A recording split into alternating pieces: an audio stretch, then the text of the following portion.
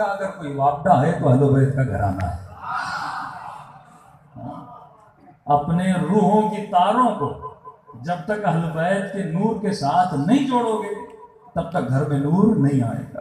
تبھی بڑے سے بڑا صوفی بھی دیکھ لو نا, وہ علی علی کرتا ہوا نظر آتا ہے.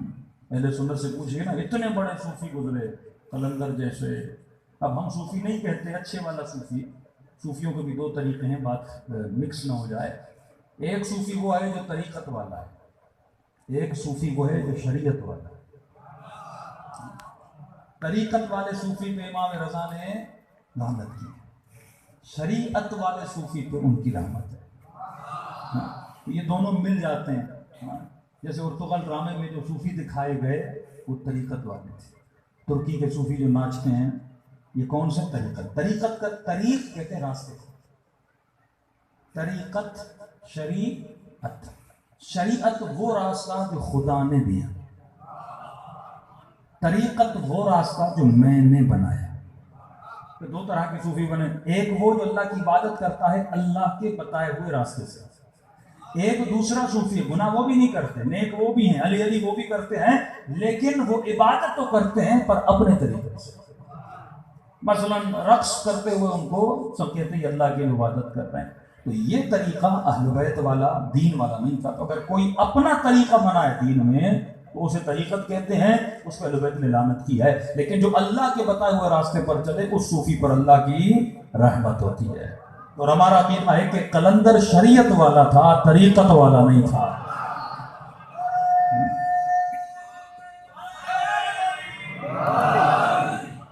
آسان سی مثال دوں تاکہ آپ سمجھ جائیں. آپ نے دیکھا ہوگا کئی گاؤں میں کوئی پیر مشہور ہو جاتا ہے, کوئی بابا, کوئی مرشد, تو لوگ جاتے ہیں اپنے اپنے طریقے بتاتے ہیں, یہ کرو سائیں یہ ہو جائے گا, وہ کرو. یہ کیا ہے؟ طریقت ہے. اہل بیت نے انسان کی مشکلات کے حل کے لیے یا قرآن کا وسیلہ بناؤ یا ذکر اہل بیت کا وسیلہ بناؤ. انہوں نے قرآن کی صورتیں بتائی ہیں, ورد بتائے ہیں, ذکر بتائے ہیں, لیکن یہ کئی آپ دیکھتے ہیں تعویذ والے پکڑے جاتے ہیں, غلط کام کرتے ہیں. یہ طریقت والا طریقہ ہے, کیونکہ کبھی کبھی کچھ لوگ شیطانی ذریعوں سے بھی لوگوں کے مسائل کو حل کرتے ہیں. امام کے پاس ایک شخص آیا, کہنے لگا مولا آپ نے مجھے منع کیا تھا فلاں بندے کے پاس نہ جانے کے لیے, وہ جادو وادو کرتا ہے, لیکن میں گیا, میرا کام ہو گیا. آپ نے منع کیا نہ جانا, لیکن میں گیا اور میرا کام بھی ہو گیا. امام فرماتے جب تو پہلی مرتبہ جائے گا نا وہ تیرا کام کرے گا.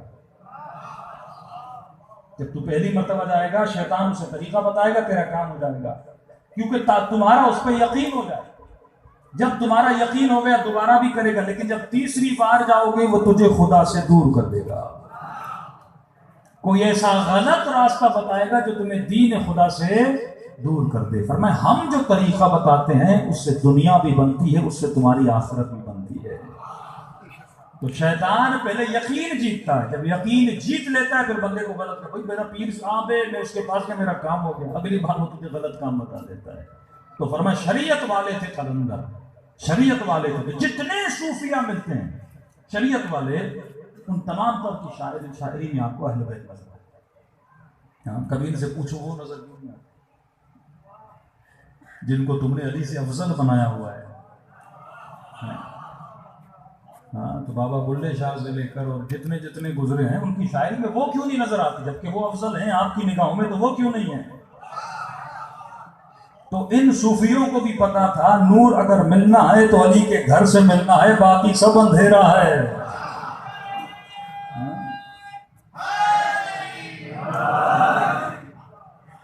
تو پوری دنیا میں کوئی بھی عارف آپ کو ملے گا, کوئی بھی پہنچا ہوا شخص ملے گا, کہیں نہ کہیں سے اس کا ربط اہل بیت کے ساتھ, کیونکہ پاور ہاؤس ان کے پاس نور دینے کا جو طریقہ اور ضمیمہ ہے وہ کن کے پاس ہے؟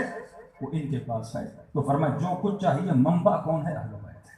تو اپنے وجود کو ان کے ساتھ ہمیں جوڑنا ہے. جب روح کی تار ان کے ساتھ جڑ جاتی ہے تو پھر انسان کے اندر پاور بھی زیادہ. اب تمہاری روح کا احاطہ جسم سے نکل کر باہر بن جائے گا, اب تو صاحب کرامت بن جائے گا.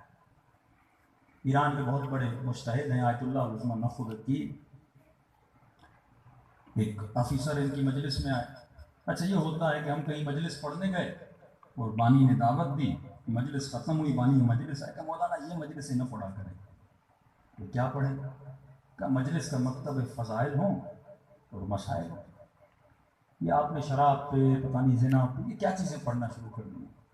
لوگوں سے پوچھا بھائی اس نے اتنے شوق سے بلایا تھا، اب ایسے کیوں کہہ رہا ہے؟ کہ مولانا جتنے گاؤں والے ایسے کہہ رہے ہیں مولوی نے ساری مجلس تجھ پہ پڑھی، مولوی نے ساری مجلس تجھ پہ پڑھ ڈالی ہے۔ میں نے کہا کیا مطلب؟ مولانا یہ راشی بھی ہے، شرابی بھی ہے، سب کام خود کرتا ہے، اور آپ نے ساری اتفاق سے مجلس بھی اس پہ پڑھ دی۔ تو یہ جو کہتے ہیں نا بس فضائل پڑھو، تو کیوں کہتے ہیں؟ علی کو تو سبھی مانتے ہیں نا، لیکن جب یہ بات کرو علی جیسے بنو تو پھر بات چکتی ہے۔ لوگ اہل بیت کو کیوں پسند نہیں کرتے تھے جو وقت کے حاکم تھے؟ یہی وجہ تھی نا، دعوت دیتے تھے، مولا کہتے تھے تو حرام کھاتا ہے میں تیرا کھانا نہیں کھاؤں گا۔ ابو ذر کو دعوت دی نہیں کھایا، بہلول دعوت دی نہیں کھایا۔ ہارون کا واقعہ ہے نا کہ بلاتے تھے بہلول میرا کھانا کھاؤں گا، نہیں کھاؤں گا، تو بہلول تو میرے پاس نہیں آتا، پوری دنیا میرے پاس آتی ہے، 40 اسلامی ممالک کا حاکم ہوں بہلول۔ بہلول نے کہا تو کیا ہوا؟ کہ مجھ سے مانگ، کہ جو مجھے چاہیے تیرے پاس ہے ہی نہیں۔ کہ بہلول تو میری توہین کر رہا ہے، میں 40 ممالک کا حاکم ہوں، مانگ مجھ سے جو مانگنا ہے۔ بہلول نے کہا مجھے اللہ کی رضا چاہیے، دے سکتا ہے؟ مجھے رب کی رضا چاہیے، دے سکتا ہے؟ ہارون سر جو کہہ کہ نہیں بہلول یہ نہیں دے سکتا، اور کچھ مانگو۔ کہا مجھے جنت چاہیے، دے سکتا ہے؟ ہارون نے کہا بہلول یہ بھی نہیں دے سکتا۔ تو کہا پھر تو دے کیا سکتا ہے؟ کہ بہلول تیرا وظیفہ پڑھا سکتا ہوں۔ دنیا والے تو یہی کر سکتے ہیں نا، تنخواہ بڑھا سکتے ہیں، 4 پیسے دے سکتے ہیں۔ تو بہلول مسکرایا، کہا جب خدا تجھ جیسے ظالم کو دے سکتا ہے تو علی کے نوکر کو نہیں دے گا؟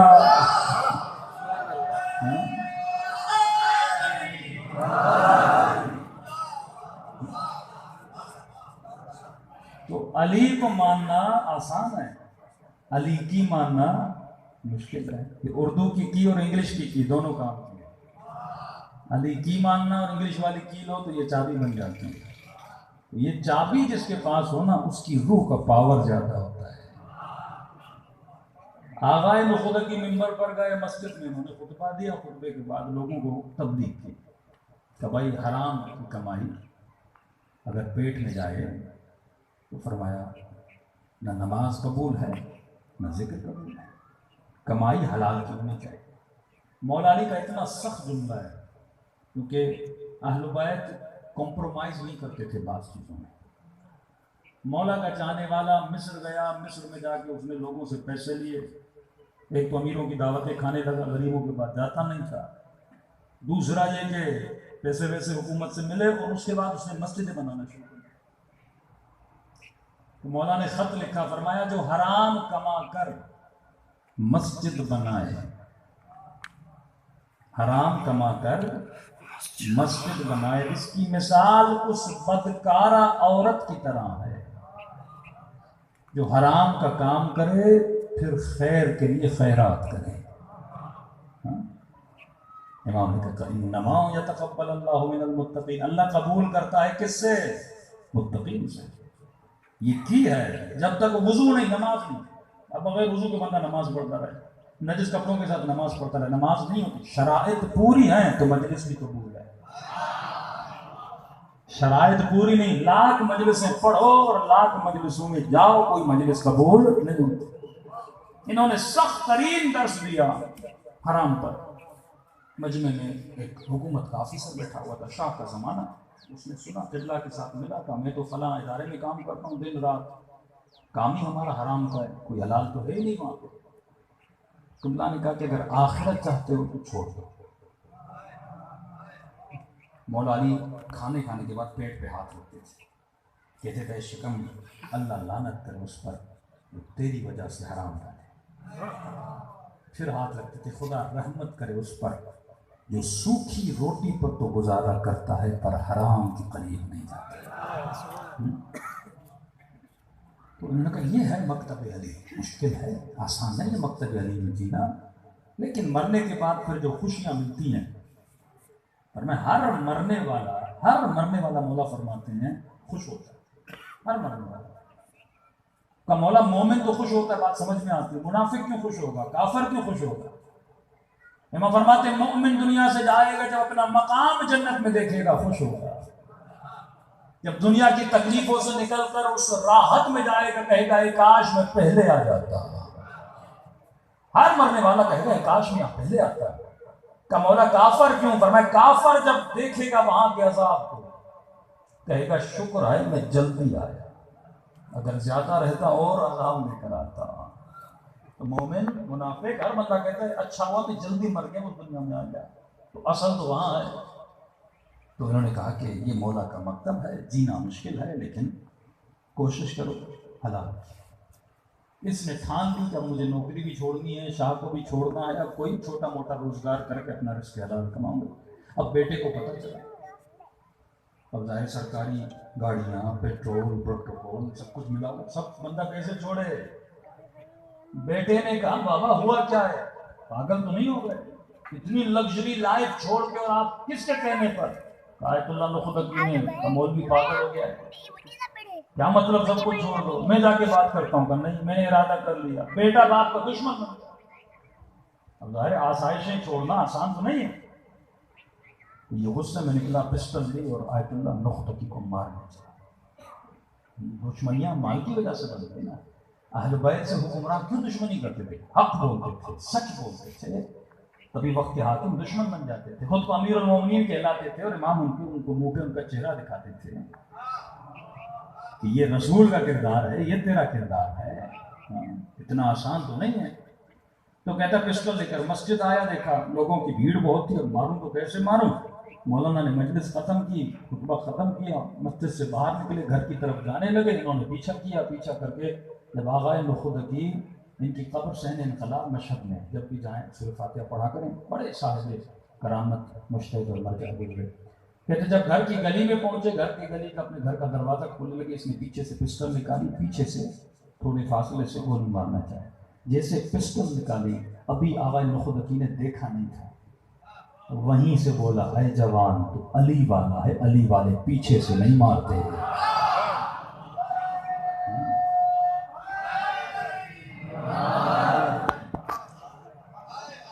جو بندے میں خوف پروردگار عالم خدا اس کے وجود میں ہیبت ڈالتا ہے، جہاں جلال ہوتا ہے۔ جو اللہ سے ڈرے خدا بندوں کے دل میں اس کا خوف ڈال دیتا ہے۔ کہ جیسے آغا نخدکی نے جملے کا ایک تو پریشان ہوں، ان کو پتا کیسے چلا کہ میں پیچھے کھڑا ہوں اور مارنے والا ہوں، کہ اتنا خوف میرے اوپر طاری ہوا کہ پسٹل ہاتھ سے گر گئی۔ انہوں نے مڑ کے دیکھا، ان کی آنکھوں میں ایسی ہیبت تھی، میرے قریب آئے، میرا وجود کانپنے لگا اور میرے قریب آئے، بڑے پیار محبت اور الفت سے میری داڑھی پہ ہاتھ لگایا اور کہا کہ تو ولی کا ماننے والا ہے؟ میں نے کہا الحمدللہ۔ کہا حسین کو جانتا ہے؟ میں نے کہا کون شیعہ ہے جو حسین کو نہ جانے؟ کہا حسین سے محبت ہے؟ کہتے بیٹا یہ بھی پوچھنے کی بات ہے۔ کہا حسین کی زیارت کرے گا؟ میں نے کہا زیارت کہاں کرے گا؟ میں نے کہا کون شیعہ نہیں چاہے گا کہ مولا حسین کی کتنا بھی بندہ برا ہو لیکن کربلا کے لیے تو ہر بندے کا دل تڑپتا ہے نا۔ کہتا کیوں نہیں چاہوں گا؟ کہ ہاتھ دے اپنا، کہ ہاتھ دیا، کہ آنکھوں کو بند کر، آنکھوں کو بند کیا، کہ آنکھوں کو کھول کر، جیسے آنکھوں کو کھولا تو حسین کی زری کے سامنے کھڑا تھا۔ کہ آیت اللہ نخدکی نے سلام کیا مولا حسین کو، میں نے ان کے ساتھ زیارت پڑھی، پھر کہ علی کی زیارت کرنا چاہتے ہو؟ میں نے کہا کیوں نہیں؟ کہا پھر آنکھوں کو بند کیا، کھولا تو علی کے روضے کے سامنے تھا۔ پھر کہا مدینۃ النبی جانا چاہتا ہے؟ میں نے کہا کیوں نہیں؟ کہا پھر آنکھوں کو بند کیا، جب کھولا تو جنت البقیع میں کھڑا تھا۔ اب کا آنکھوں کو بند کیا، پھر اسی گلی میں کھڑا تھا جہاں پہ کھڑا تھا۔ آغا نخدکی نے کہا یہ بتا یہ ساری چیزیں اچھی ہیں یا حرام کا لقمہ اچھا ہے؟ اب تیری مرضی ہے، حرام کے لقمے کو پسند کرو یا اس طرح سے زیادتی کرو۔ فرماتے ہیں اس دن کے بعد یہ آغا نخدکی کا بہترین شاگردوں میں سے ایک شاگرد بنا۔ اس طرح اولیاء خدا لوگوں کی ہدایت کرتے تھے۔ کیونکہ اگر جس کی روح بلند ہو وہ لوگوں کی روحوں کو بلند کرتا ہے نا بھائی. جس جہاز میں جتنا پاور بندے اتنے اٹھاتا ہے. ہیلی کاپٹر 6 لوگ اٹھا دے گا، جہاز 200-150 بندے اٹھا دے گا، ایئر کرافٹ تھوڑے کم اٹھائے گا. تو جس کا جتنا پاور زیادہ، تو علی والا صرف خود جنت میں نہیں جاتا، خود بھی جاتا ہے، بچوں کو بھی لے کے جاتا ہے، اپنے محلے والوں کو بھی لے کے جاتا ہے.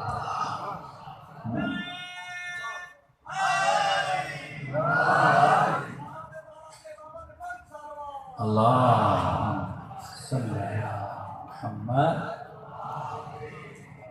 تو یہ ولایت ہے کہ ولائی صرف اپنا نہیں سوچتا، ولائی موقع فراہم کرتا ہے کہ میں لوگوں کو بھی جنت میں لے جاؤں. خلاصہ کلام، جب تک روح کو بلند نہیں کرو گے تب تک بلندیوں تک نہیں پہنچو. چھوٹی سی چڑیا ہے، اس کے پر میں پتھر باندھو، اڑ نہیں پائے گی.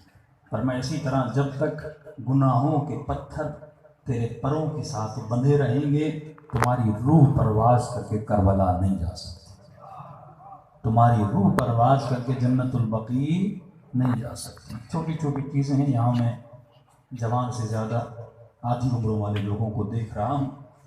تو یہ سوچنا ہے کہ آج میں جو ہوں اپنی وجہ سے ہوں، آج میں جو ہوں اپنی وجہ سے. ہاں، کوئی ایسا خیر نہیں ہے. اللہ کہتا ہے کہ جو بھی خیر تجھ تک پہنچتا ہے وہ تیرے رب کی طرف سے، اور جو بھی بدبختی تیرے اوپر آتی ہے وہ تیری اپنی وجہ سے. تو اگر آج تو مجلس حسین میں ہے تو حسین کی وجہ سے، ہاں، لیکن اگر تو کسی گناہ میں ہے تو اپنی وجہ سے. تو مجلس میں تو آ گئے، لیکن یہ سوچو 50 سال کی زندگی، 40 سال کی زندگی گزر گئی، بنے کیا ہو؟ جو بنے ہو وہ تیری جنت ہے. جو بھی بنے ہو، آج کتنی اطاعت کی ہے اہل بیت کی اور کتنی نافرمانیاں کی ہیں خدا کی. مولا فرماتے زندگی خواب کی طرح ہے، گزر جاتی. جوان سے پوچھو کہے گا خواب کی طرح گزر گئی، بوڑھے سے پوچھو کہے گا خواب کی طرح گزر گئی. فرمایا مومن اس خواب والی زندگی کے لیے اپنی آخرت کو تباہ و برباد نہ کیا کرو. قرآن دنیا کی زندگی کی جو مثال دیتا ہے وہ جھاگ دیتا ہے. کہتا ہے اے لوگوں دنیا جھاگ ہے. سر سے کپڑے دھوتے ہو نا، اوپر کیا جمع ہوتی ہے؟ جھاگ. یہ اولاد، یہ مال، یہ سب کچھ کیا ہے؟ جھاگ. نظر آتا ہے کچھ نہیں. اصل پانی ہے جو جھاگ کے نیچے ہے. اصل تیری زندگی ہے جو تو گزار رہا ہے. تو اگر زندگی سلمان جیسی گزری تو وہاں گھر بھی علی کے ساتھ ملے گا، لیکن اگر زندگی شیطان والی گزری تو جنت میں کوئی گھر نہیں ملے گا. تو مومن تجھے یہ سوچنا ہے تم نے اللہ پہ کیا قربان کیا. زندگی کی قیمت ہے.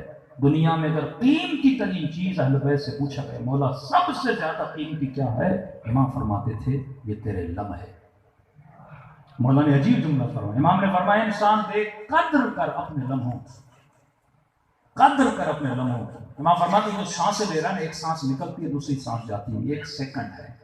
سیکنڈ ملتے ہیں تو منٹ بنتے ہیں، منٹ ملتے ہیں تو گھنٹے بنتے ہیں، گھنٹے ملتے ہیں تو دن بنتے ہیں، دن ملتے ہیں تو مہینے بنتے ہیں، مہینے ملتے ہیں تو سال بنتے ہیں، سال ملتے ہیں تو صدیاں بنتی ہیں. پر میں اگر تو ایک لمحے کے لیے بھی غافل ہوا تو تیرے منٹ غفلت میں، تیرے گھنٹے غفلت میں، تیرے دن غفلت میں، تیرے مہینے غفلت میں، تیرے سال غفلت میں. لیکن اگر تم نے ایک لمحہ ایسے گزارا جیسے علی نے کہا تو تیرے لمحے رحمت میں، تیرے گھنٹے رحمت میں، تیرے پورے سال رحمت میں. تو یہ مت کہنا کہ مولانا ایک لمحہ ہے اگر ایسے گزر گا تو کیا ہوا. نہیں، علی والا یہ نہیں کہتا ایک لمحہ ایسے گزرا. وہ اپنے لمحے لمحے کے لیے قیمت اور ارزش قائل ہوتا ہے، کیونکہ تو خود اپنی جنت بناتا ہے، تو خود اپنی جہنم بناتا ہے. تو اپنے لمحوں کو ایسے گزار جیسے مالک اشتر نے گزارے تھے. ہاں، تو صرف لمحے نہیں. اب ان لمحوں میں کیا آتا ہے؟ ان لمحوں میں نیند بھی ہے، ان لمحوں میں کاروبار بھی ہے، ان لمحوں میں شادی بھی ہے، ان لمحوں میں بیوی بھی ہے، ان لمحوں میں بچے بھی ہیں. اب یہ لمحے بیوی کے ساتھ کیسے گزرے، یہ لمحے بیٹے کے ساتھ کیسے گزرے، یہ لمحے اپنے امام کے ساتھ کیسے گزرے، یہ لمحے مجلس میں کیسے گزرے، یہ لمحے مسجد میں کیسے گزرے، یہ لمحے دکان پہ کیسے گزرے، اور یہ لمحے چائے کے سندل پہ بیٹھتے ہوئے کیسے گزرے. تو اگر ایک چائے کی ہوٹل پہ گزر گئے تو یہ شیطانی لمحے ہیں. ہاں، 4 دوستوں کے ساتھ بیٹھتے بھی ہو نا، اچھی باتیں کرو، لیکن ہوتا کیا ہوٹلوں پہ 4 بیکار لوگ جن کے ساتھ گھر میں بھی کوئی بات نہ کرے ہوٹل پہ بیٹھ جاتے ہیں. ہاں، مطلب قیمت نہیں ہے نا، تمہارے وقت کی کوئی عزت ہی نہیں ہے، تو خود کو بے عزت بناتا ہے. مولا فرماتے ہیں اللہ بھی اس کی عزت کرتا ہے جو اپنی عزت کرتا ہے. سیلف ریسپیکٹ، اگر تمہارے اندر عزت نفس نہیں ہے تو کچھ نہیں ہے. عزت نفس رکھو. کیوں اپنے وقت کو ذلیلوں کی طرح ضائع کرتے ہو؟ کیوں اپنے وقت کو فضول چیزوں میں ڈال دیتے ہو؟ کیا تمہارے وقت کا خریدار شیطان ہے یا حسین ہے؟ اپنے وقت کو خدا کے حوالے کر، حسین کے حوالے کر. صبح سے شام تک فقر کیوں ہے، فاقہ کیوں ہے؟ لوگ کماتے نہیں ہیں. اور مثال کیا دیتے ہیں؟ مولا علی بھی فقیری کی زندگی گزارتے تھے، تو کہتے ہیں ہم بھی فقیر ہیں. تو یہ مولا علی والی زندگی. تو ایک وقت تھا جب علی اپنی جوتی کو 70 چتیاں لگاتے تھے، اور ایک وقت تھا کہ مولا علی ایک مہینے میں 30,000 درہم خیرات میں دیتے تھے. علی کتنی خیرات. ہاں وقت ہوتا ہے، ایک وقت فقر کا وقت تھا اور مولا نے محنت کی، اتنے باغ مولا نے بنائے کسی نے نہیں بنایا. سب سے قیمتی ترین چیز اس زمانے میں عرب میں پانی کا کنواں تھا. مولا نے 110 سے زیادہ کنویں کھودے. کچھ کنووں کو راہ خدا میں دیا، کچھ کنووں کو علی نے بیچا. باغبانی کرتے تھے، کوئی پیسہ بھی آیا مولا کے پاس، لیکن محنت سے آیا تھا، اعجاز امامت سے نہیں آیا تھا کہ مولا مسلح اٹھاتے اور ایسے ہی بینک کھلا ہوا تھا. مولا کا نہیں، محنت کرتے تھے حضرت علیہ السلام. اور یہ کیسا علی والا ہے جو محنت ہی نہیں کرتا؟ امتحان میں فیل، اسکول میں کاپی پیسٹ. یہ علی والے کے کام نہیں ہے. علی والا میٹرک فیل ہو، انٹر فیل ہو. علی والا جس بھی فیلڈ میں جاتا ہے علی کا نام بلند کر کے آتا ہے. پاکستان میں اگر بہترین جج بھی ہو تو شیعہ ہونا چاہیے، اچھے سے اچھا انجینئر بھی ہو تو شیعہ ہونا چاہیے. اپنے بچوں کو یہ درس دو کہ تم علی کے مکتب کے ہو.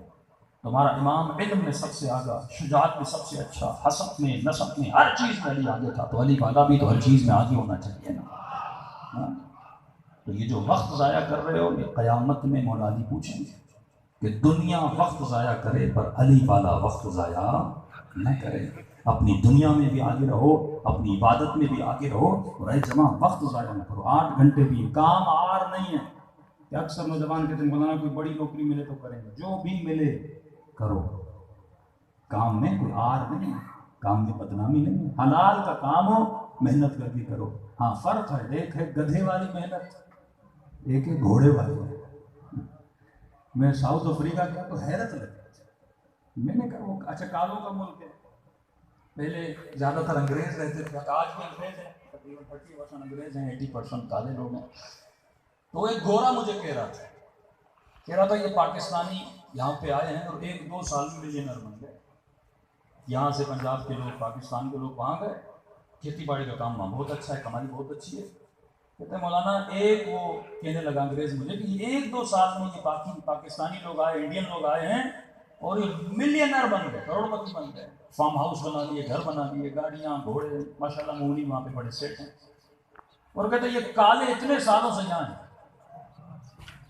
آج بھی یہ روڈوں پہ فقیری کرتے ہیں. تو ہم گاڑی سے جا رہے تھے کہ روڈ پہ کالا تھا، وہ درخت کی لکڑی ٹیلنٹ بھی تھا، درخت کی لکڑی کاٹ کے اس سے کوئی ہرن بنا رہا تھا، کوئی شیر بنا رہا تھا. میں نے کہا یہ تو محنتی بھی ہیں. کبھی دیکھ رہا ہوں وزن اٹھا رہے ہیں، یہاں پہ انسان رکشا، وہاں پہ لوگ انسانوں کو لے کے چلتے ہیں. میں نے کہا یہ محنتی بھی ہیں پھر بھی فقیر ہیں. اور وہ پاکستانی آتا ہے، تھوڑی محنت کرتا ہے اور پیسے والا بن جاتا ہے. کیوں نہ یہ گدھے والی محنت کرتے ہیں، پاکستانی گھوڑے والی محنت کرتا ہے. تو گدھے والی محنت کسی کام کی نہیں.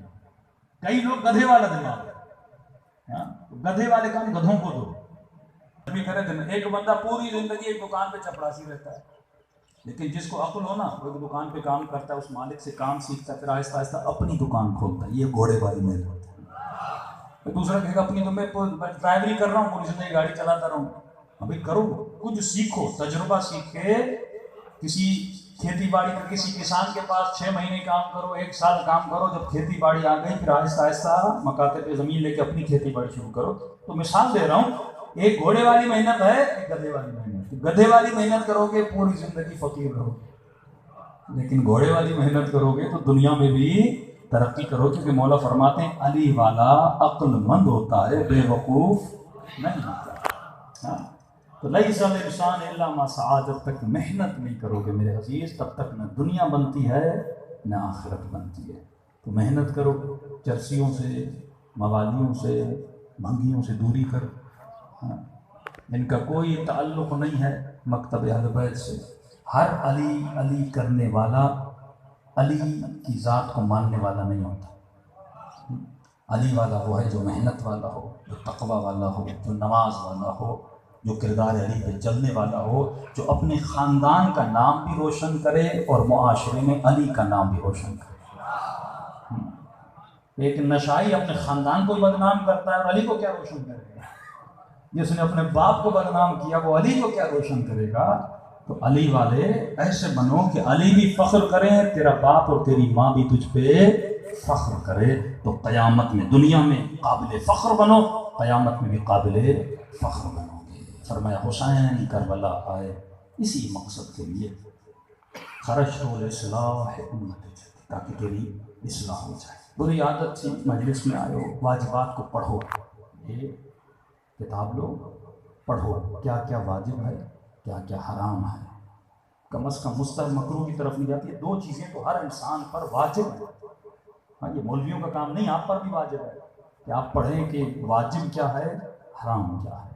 नमाज वाजिब है, रोज़ा वाजिब है, इस्तिताअत है तो हज वाजिब है, माँ बाप की इताअत वाजिब है, खुम्स वाजिब है, दाढ़ी का रखना वाजिब है। हराम क्या है? नशा करना हराम है, गाली देना हराम है, इज़्ज़त को पामाल करना हराम है, शराब पीना हराम है, ज़िना करना हराम है। कोई भी ताल्लुक़ हो